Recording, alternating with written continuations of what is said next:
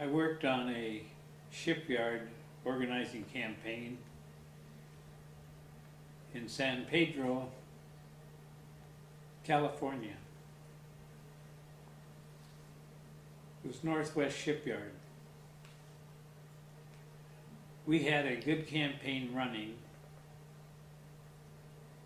but the day the employees were to vote on the going union or not was the Rodney King riots in California, and the open machine guns started firing into apartment houses, and they were burning down shopping centers. They burnt one down within a block and a half of where we were staying. Well, you get all of that activity going on, and then you tell the people, well, come on out and vote. They're not leaving their home.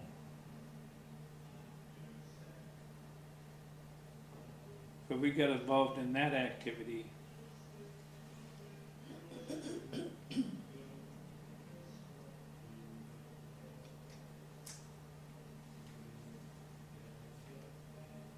mind's going blank. Well, why don't we back up to some of the things you did as Secretary-Treasurer? You had mentioned earlier about buying some properties for the district. I forgot that when I got into it. Maybe you want to talk about that.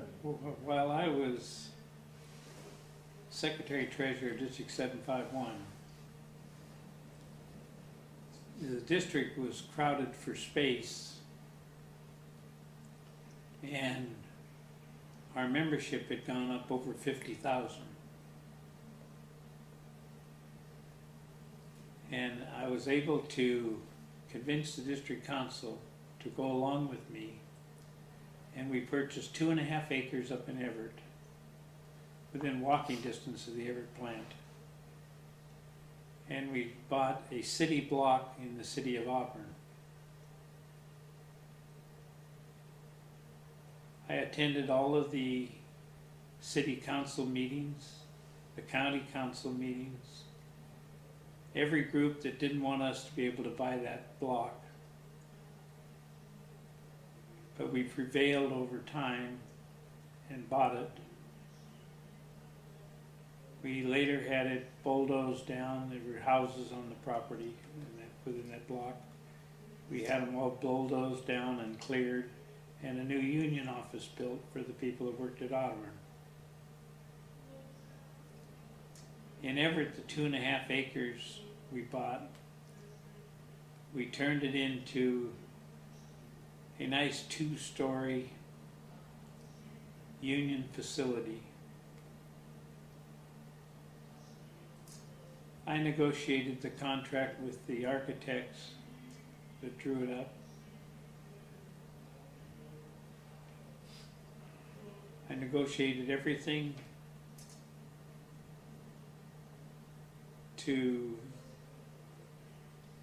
putting weight, ground earth, to pack the soil. The drawings were all approved,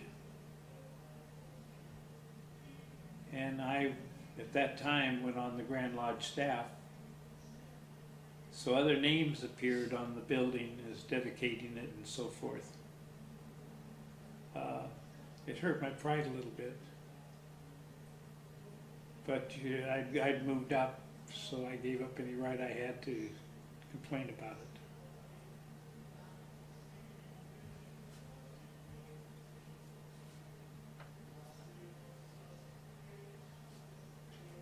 I talked a little bit about the housing program.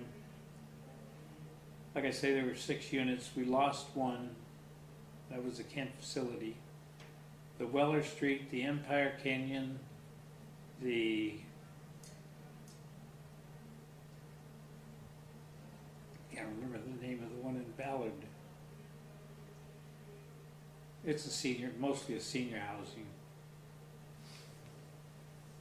which would give the company, or give the union, eventually rights to about $25 million worth of property. We couldn't use the funds for anything except running the property as long as there was a debt on the housing, the purchase.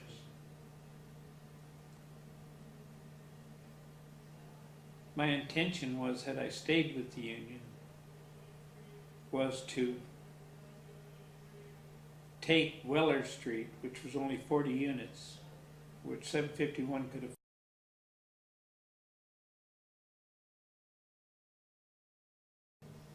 While Secretary-Treasurer, I became a worker on the staff through the action of Walt Berg. Walt Berg had become the district president because in the next 1965 negotiations, John Sullivan died right in the middle of the negotiations. And through the procedures of the district bylaws, Walt Berg ended up being the district president, and John Bullwinkle ended up being the district secretary-treasurer. They held office through the term through that term. And then when elections were called for again, Walt Berg and Bullwinkle were going to run as a team. Bullwinkle did not make it, but a gentleman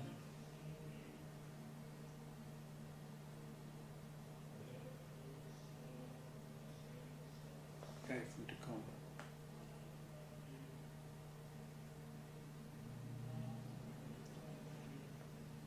Well, anyhow, John Bullwinkle did not make it, and another person was elected as Secretary-Treasurer. The next election,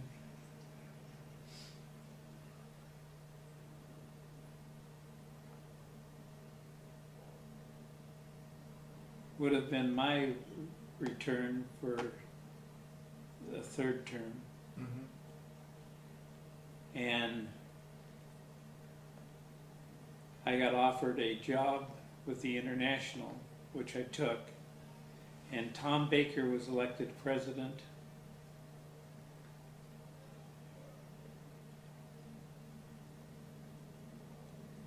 And Bill Wackema was elected secretary-treasurer. Before that,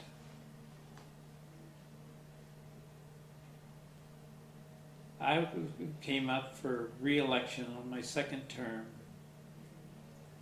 and Bill Wackema was not qualified due to he was not made a district council out of his local. So Al Whiting, who had been the district vice president, stepped in and ran for president. And Al Whiting and myself ran as a team, and we made it as the president and the secretary-treasurer.